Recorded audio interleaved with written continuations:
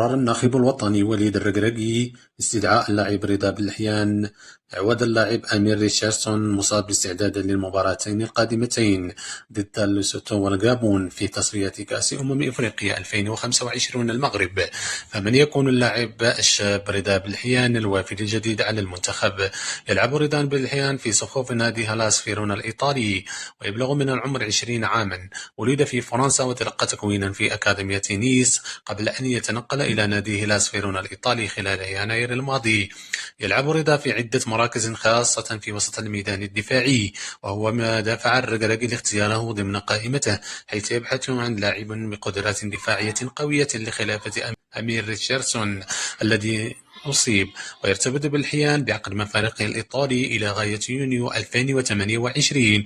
وشارك هذا الموسم في 11 مباراة بالدوري الإيطالي، حيث أثبت قدرته في استعادة الكرة واللعب الدفاعي المميز، ونجح في صناعة هدفين لزملائه مع الفريق. وتصل قيمة اللاعب المالية في بورصة اللاعبين ل5 ملايين يورو.